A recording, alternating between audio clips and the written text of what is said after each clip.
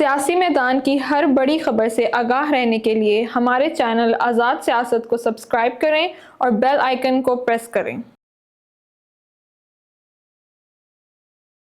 دیکھیں جی، Bushra be be نے جو پشاور سے دوبارہ زمان پارک جانے کا فیصلہ کیا، میں پہلے بھی آپ لوگوں کو بتا چکا ہوں کہ یہ ایک این آر او ہے جو بیک اینڈ پہ چل رہا ہے۔ اب پشاور جا کے بشریٰ بی بی جو سوچ رہی تھی کہ دو باتوں کی وجہ سے پشاور کی تھی، اگر حکومت دوبارہ کوئی ایکشن میرے خلاف لیتی ہے تو میری گرفتاری کے لیے جو کے پی کے وہ ایک سیفٹی زون ہوگا، میں دوبارہ وہاں سے شاید گرفتار کرنا حکومت کے لیے اتنا ایزی نہ ہو۔ لیکن جب وہ وہاں پہنچی اور انہوں نے وہاں کے معاملات دیکھے اور چیزیں دیکھی تو وہ اس طرح نہ تھی جس طرح پہ وہ ان کے اوپر قابو پا سکتی۔ ہمارے کے پی کے جو اتنے بھی بھائی ہیں، خاص کر پٹھان بھائی اور ہماری جو پٹھان قوم ہے اور پختون قوم ہے، اس کا ایک پچھلا آپ ٹرائل ریکارڈ صاحب کا دیکھ رہے ہیں کہ یہ کسی کی حاکمیت کو اتنی جلدی قبول نہیں کرتے، اور اس کے لیے انہوں نے بڑی جنگیں بھی لڑی اور ان کی ایک تاریخ ہے۔ تو آپ ابھی بھی دیکھ لیں کہ عمران خان صاحب کو جس طرح نے قبول کیا، اس کے الٹرنیٹ میں کسی کو بھی قبول نہیں کریں گے۔ یہ چیز شاید بشریٰ بی بی وہاں جا کے بھانپ گئی ہیں کہ میں یہاں بیٹھ کے پارٹی کے اوپر اس طرح کنٹرول نہیں کر سکتی، اور ان لوگوں کو میں اس طرح جو ہے وہ اپنے قابو میں نہیں لا سکتی جتنا آسان ہے میرا پنجاب کے اوپر بیٹھ کے پنجاب کی پارٹی کے اوپر جو ہے نا وہ اپنے آپ کو قابو اور اپنا اثر جمانا۔ تو میرے نزدیک سب سے بڑی بات یہ ہے کہ ان کا یہاں سے منتقل ہونے کا سب سے پہلی بات وہ یہی تھی۔ لیکن اب خبریں شاید یہ بھی چل رہی ہیں، شاید میں نے سنا ہے کہ وہ دوبارہ سے پشاور منتقل ہوئی ہیں۔ کچھ ٹائم کے لیے وہ زمان پارک میں ایک آدھ دن کے لیے آئی تھی، 2 کے لیے، اور اب وہ دوبارہ وہاں سے منتقل ہو گئی ہیں۔ دیکھیں، یہ بات جس دن سے عمران خان صاحب نے شادی کی ہے، اسی دن سے بشریٰ بی بی اور عمران خان صاحب کی جو بہنیں ہیں ان کے درمیان اختلافات بہت شدت سے چل رہے تھے، پہلے اس رشتے کے اوپر بھی، پھر اس شادی کے اوپر بھی، اور شادی کے بعد بھی یہ بات زبان زد عام تھی کہ بشریٰ بی بی نے ان کی بہنوں کا داخلہ اپنے گھر پہ منع بند کیا ہوا تھا۔ یہاں تک کہ جب عمران خان صاحب پرائم منسٹر بنے تو بشریٰ بی بی نے کچھ ایسی باتیں عمران خان صاحب کے ذہن میں ڈالی تھی کہ وہ اپنی بچوں سے بھی انہوں نے ملاقات نہیں کی۔ باضابطہ ملاقات انہیں بچوں سے نہیں کی، ٹیلی فونک اور اس طرح ان کے رابطے رہے، لیکن باضابطہ بچوں سے بھی ملنے ان کو وہ نہیں دیتی تھی۔ تو عمران خان صاحب جو ہے وہ بشریٰ بی بی کے انفلوئنس میں ہے، لیکن بشریٰ بی بی کا زمان پارک میں جانے سے اختلافات بڑھنے کا خدشہ ضرور ہے، وہ کم نہیں ہوں گے۔ پہلے کئی دفعہ عمران خان صاحب کی موجودگی کے اندر بھی عمران خان صاحب کی جو بہنیں تھیں اور ان کے اور بشریٰ بی بی کے درمیان تلخ ظلموں کا تبادلہ خیال بھی ہوتا رہا، اور اس کے درمیان بیچ بچاؤ کرانے والے عمران خان صاحب خود ہوتے تھے۔ لیکن اب کیونکہ عمران خان صاحب موجود نہیں ہیں تو یہ خدشہ اپنی جگہ پر پایا جاتا ہے کہ اختلافات بھی بڑھیں گے اور تلخ ترین جملوں کا سے بھی بات آگے جا سکتی ہے۔ دیکھیں، میں پہلے بھی آپ کو بارہا بتا چکا ہوں کہ N R O back end پہ چل رہا ہے۔ یہ عمران خان صاحب کا جو ابھی کا جو 26ویں آئینی ترمیم پاس ہونے کے بعد کا جو مرحلہ ہے، یہ سیزن 2 چل رہا ہے۔ سیزن 2 ایک این آر او ہے۔ اب آپ دیکھیں کہ جیل سے جتنے بھی لوگ باہر آ رہے ہیں، کوئی بندہ بھی کوئی بھی جواب نہیں دے رہا، ورنہ عمران خان صاحب جو ہے وہ ایسے نہیں ہے کہ وہ مطلب اپنا بیانیہ جاری نہ کریں۔ اب وہ اگر عدالت میں بھی جیل ٹرائل کے اندر جاتے ہیں تو وہ میڈیا سے اوائڈ کر رہے ہیں، صحافیوں سے اوائڈ کر رہے ہیں۔ وہ شخص کہ جو ڈھونڈتا تھا پریس کا ہے کہ میں اپنا کچھ نہ کچھ بیان جاری کروں اور باہر وہ پہنچے، اب وہ خود اوائڈ کر رہا ہے۔ There is something behind دی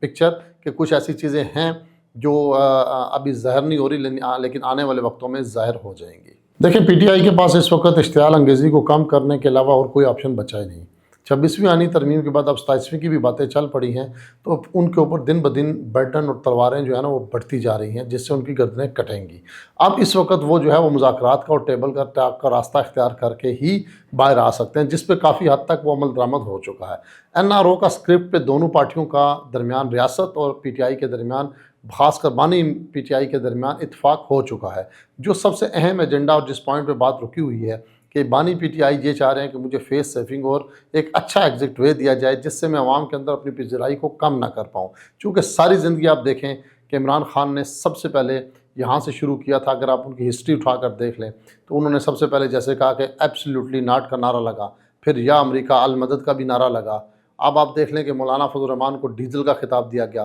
پھر مولانا فضل الرحمان صاحب کو الق غلاب تک کے جو ہے نا وہ القابات دیے گئے۔ اسی طرح ان کی زندگی کے اندر بہت سی ایسی چیزیں ہیں۔ انہوں نے کہا جی ہارس ٹریڈنگ جو ہے یہ بہت بڑا جرم ہے، پھر سینٹ کے اندر صادق سنجرانی کے اوپر انہوں نے خود ہارس ٹریڈنگ کی۔ اب جب ہارس ٹریڈنگ ہو رہی ہے تو ان کو تکلیف ہو رہی ہے۔ اسی طرح آپ ان کے ماضی کے اندر جا کے ایسی باتیں آپ دیکھ لیں کہ جناب فوج جو ہوتی ہے، وہ آرمی چیف جو ہوتی ہے، وہ میرا بہت پسندیدہ ہے اور باجوہ صاحب میرے بہت ان جیسا بندہ ہی کوئی دنیا میں نہیں ہے۔ پھر باجوہ صاحب جو ہے وہ غدار ہو گئے، وہ میر جعفر ہو گئے، وہ میر صادق ہو گئے۔ تو ایک لمبی داستان ہے ان کی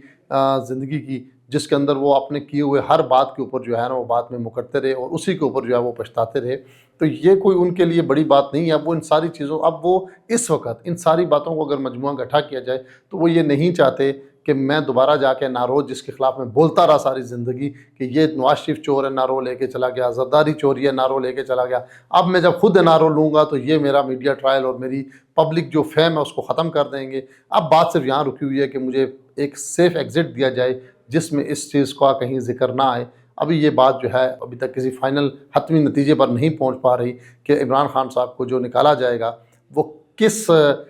فیس سیونگ کے تحت نکالا جائے گا, کون کس پر کتنا اعتماد کرتا ہے. ابھی بات یہاں رکی ہوئی ہے, باقی اسکرپٹ فائنل ہے. دیکھیں امریکہ کی ایک اپنی پالیسی ہے, امریکہ ہمیشہ اپنی پالیسی کے ساتھ چلتا ہے, اس کے شخصیات یا پریزیڈنٹ بدلنے کے ساتھ کوئی فرق نہیں پڑتا. آپ لاسٹ کئی دہائیوں سے اٹھا کر دیکھ لیں جو بھی پریزیڈنٹ آیا اس نے پالیسی کو کنٹینیو کیا ہے. اگر تو پالیسی پاکستان کی فیور, اب اس وقت امریکہ کی پالیسی پاکستان کے فیور میں نہیں ہے تو جتنے مرضی یہ امیدیں باندھ لیں, امریکن جو ان کے بھی فیصلے پینٹاگون میں ہی ہوتے ہیں, تو وہ جتنی بھی ان کی تھنک ٹینک کی جو پالیسی ہے اگر تو پاکستان کی ان کو ضرورت ہوئی تو میں بھی وہ شاید کوئی ایسا سٹیپ لیں. لیکن بہرحال آنے والے وقتوں میں اس خطے میں ابھی امریکہ کو خاص طور کوئی اتنی خاص ضرورت نہیں, یہ ان کی امیدیں ہی ہیں, اس کا کوئی خاص نتیجہ نہیں پڑے گا کہ ٹرمپ کو ان کی اپنی ضرورت پڑے گی.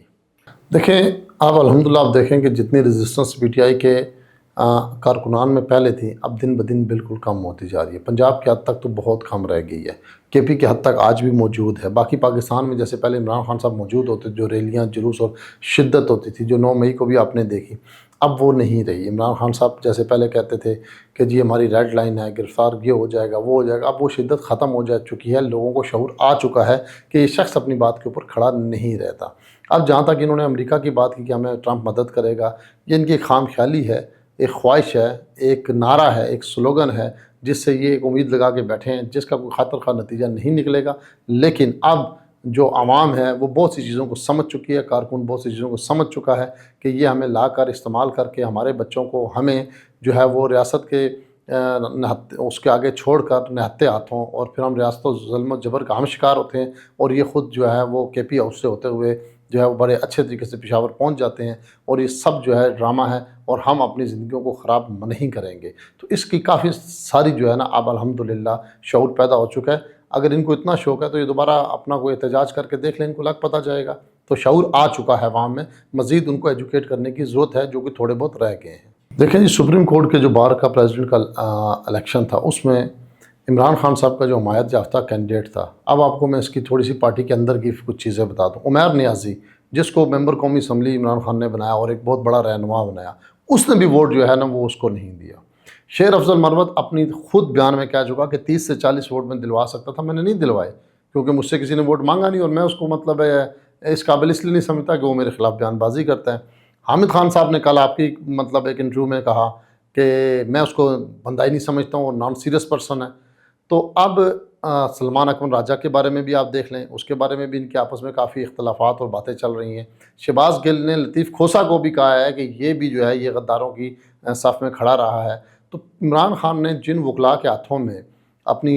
جو لیگل باغ دوڑ دی اور پارٹی کی قیادت دی ہے, بدقسمتی سے وہ خود بھی انتشار کا شکار ہیں اور مفاد پرست ہیں, جس کی وجہ سے پارٹی جو ہے وہ بری طریقے سے اختلافات کا شکار ہے, وکلاء ونگ وکلاء کا اختلافات کا شکار ہے. اگر یہ ساری کی ساری پارٹی ایک پیج پہ متحد ہوتی تو کوئی شک نہیں تھا کہ عمران خان کے لیے ایک اچھی موومنٹ لائی جا سکتی تھی, جس سے حکومت سوچنے پہ مجبور ہو جاتی کہ عمران خان صاحب کے لیے کوئی اچھا پیکج لائیں. لیکن یہ سب اور سب اپنے مفاد پرست لوگ اپنے ہی چیزوں میں جو ہے وہ الجھے ہوئے ہیں, جس کی وجہ سے اپنی مفادات میں الجھے ہوئے ہیں, جس کی وجہ سے عمران خان صاحب ابھی تک جیل میں ہیں. دیکھیں باقی بھی صوبوں کے وزراء موجود ہیں, سندھ بھی ہے, بلوچستان بھی ہے, کے پی بھی ہے, پنجاب بھی ہے. مریم نواز بہت زیادہ کوشش کر رہی ہیں کہ وہ کچھ ڈیلیور کر جائیں اور وہ اپنی عوام کے لیے کچھ ریلیف پیدا کریں. لیکن بدقسمتی سے اس وقت میڈیا ٹرائل اتنا سخت ہے پی ٹی آئی کا, اور دوسرا سوشل میڈیا ٹرائل اتنا سخت ہے کہ ان کی کسی بھی چیز کو جو وہ شروع کرتی ہیں اس کی ان کو سپورٹ حاصل نہیں ہوتی, اس کے اگینسٹ ان کو بہت ساری تنقید کا نشانہ بنایا جاتا ہے. مریم نواز صاحب کا اور حکومت کا اور پی ایم ایل این کا خود سوشل میڈیا ونگ انتہائی کمزور ہے, جس پہ ان کو توجہ دینی چاہیے تاکہ وہ اس کا جواب دے سکیں. دیکھیں آج کل جو ہے نا وہ میڈیا بہت فاسٹ ہو گیا, ڈیجیٹل میڈیا بہت فاسٹ ہو گیا, تو آپ کو اپنے آپ کو منوانے کے لیے جہاں ڈیجیٹلائزیشن چل رہی ہے وہاں آپ کو ڈیجیٹلائزیشن پر بھی محنت کرنی پڑے گی. تو میرا مشورہ مریم نواز صاحبہ کو یہ ہے کہ آپ جتنا کام پریکٹیکل کر رہی ہیں اسی طرح آپ اپنے جو میڈیا ونگ ہے، ڈیجیٹلائزیشن ونگ ہے، اس کے اوپر بھی خصوصی توجہ دیں، تاکہ جو آپ کے خلاف یہ پروپیگنڈا کھڑا کیا جاتا ہے اس کا منہ توڑ جواب دے کے عوام کو ایجوکیٹ کیا جائے کہ آپ جو بھی کر رہی ہیں وہ ایک ملک کے لیے، ایک صوبے کے عوام کی بہتری کے لیے کر رہی ہیں، نہ کہ جو آپ کا دوسرا قوت ڈیجیٹل میڈیا جو آپ کے خلاف پروپیگنڈا کرتا ہے اس کا اتنا قوت والا پروپیگنڈا ہوتا ہے کہ آپ کا ہر پروجیکٹ تنقید کی نگاہ سے دیکھا جاتا ہے.